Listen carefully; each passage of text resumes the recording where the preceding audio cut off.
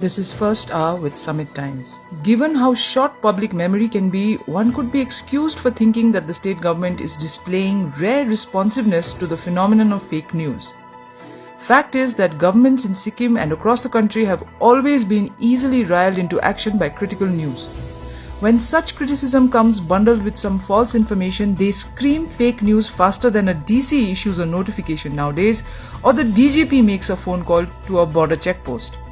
So no, neither is the circulation of fake news a new development, nor is the Sarkar's reaction. But that does not make it okay. Not because it is wrong, but because Sikkim has bigger problems than the occasional misreporting or fear-fanning WhatsApp forwards. Irrespective of what is being officially claimed, kitchens are stressed at present.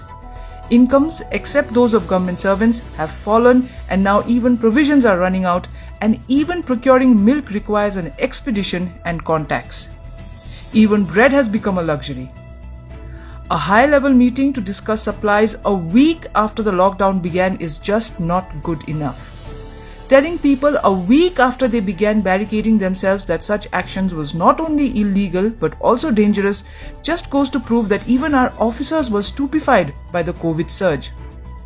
To notify rules for gatherings at funerals and marriages 5 months into the lockdown and after at least 2 major outbreaks must make people want to scream in frustration.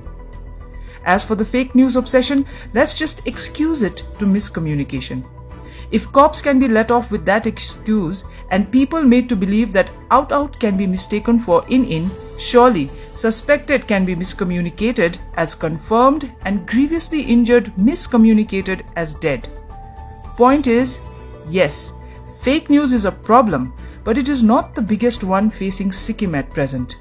The welfare of the people, their physical and mental health demands immediate attention. Let's focus on that. Sikkim recorded 17 new cases as on 8 am Tuesday. There are 397 active cases in the state and the number of total cases recorded so far stands at 596.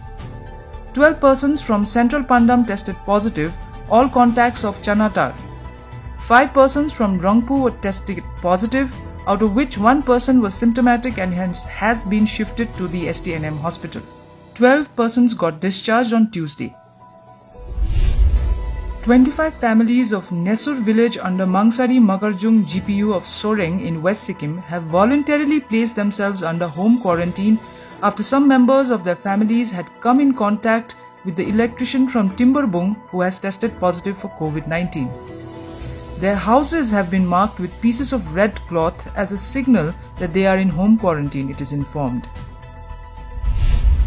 Political Secretary to the Chief Minister Jacob Khaling has refuted allegations that the Chief Minister blamed the public for the surge in COVID cases in the state.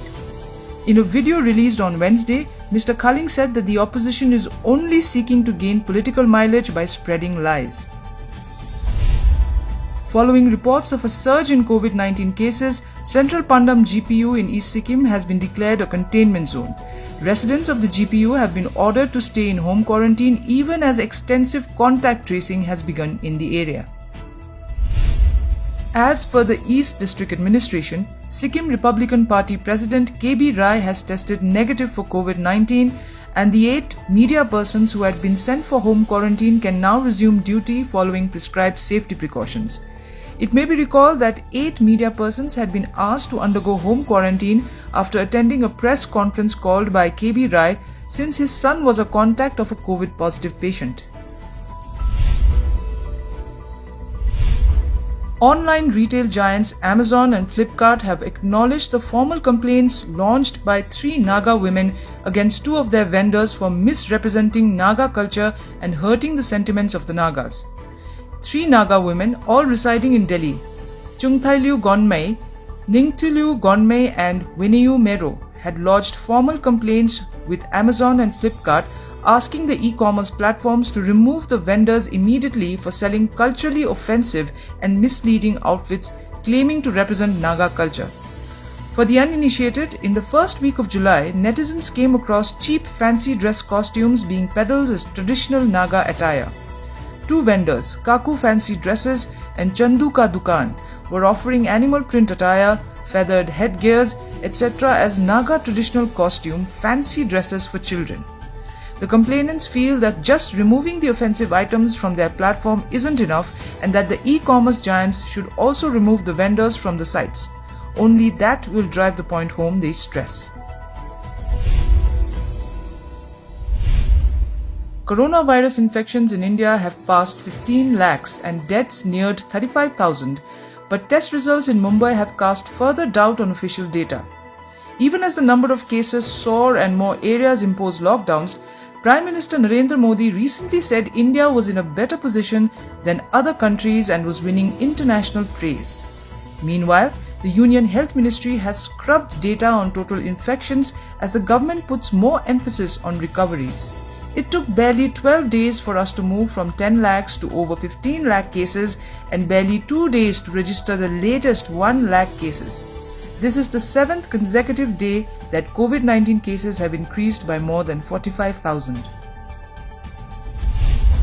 It is not rare to come across people demanding that details of COVID-19 patients be made public so that others could keep themselves safe.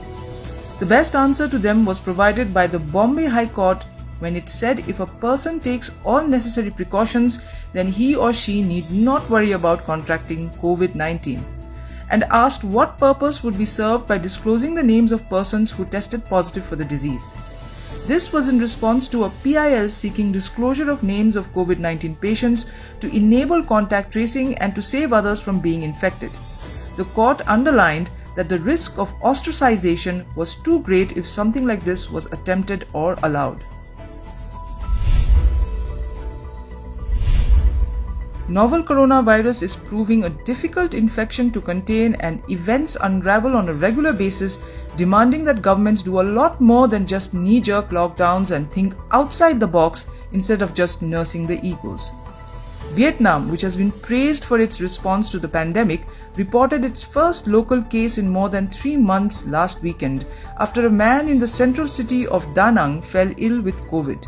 The country had responded with speed and agility to the pandemic earlier this year, deploying aggressive contact tracing systems and quarantine measures, avoiding a major outbreak. Despite sharing a border with China, Vietnam has recorded 446 COVID-19 cases and no fatalities. The challenge is back, and the country is taking no chances. Here's to hoping that they deliver this time around as well. There should be at least one developing country that keeps its act together. And in the Bizarre News section, yesterday, 29th July, was Global Tiger Day. And while Sikkim has its own fascinating stories about the big cat, in this section today, we bring you a tiger love story featuring Kanan, a fiercely wild tigress, and Pradeep, a bred-in-captivity tiger lodged in an open-air enclosure at the Nandakanan Zoo in Bhubaneswar, Orissa. Like all epic love stories, even this one is from the past. Zoo authorities at Nandankanan were surprised one morning in 1967 when they discovered that overnight, Kanan had jumped the zoo enclosure to be with Pradeep. She literally jumped into captivity. Like a typical Bollywood love triangle, Pradeep already had a mate and turned down Kanan's advances. But her love was eternal and she continued pining for him. She even refused attempts to release her in the wild, preferring to be near Pradeep even if she could not be with him. She lived in the zoo till her death. In fact, her death anniversary was observed recently. She passed away on 21st July 1978. If you believe in love, then the next time you are in Bhubaneswar, visit the zoo and take a photo, preferably with your partner, at Kanan Square at Nandankanan Zoo, which immortalizes her eternal love. On that note, send up a prayer of thanks if you are with your Pradeep or have a Kanan in your lives.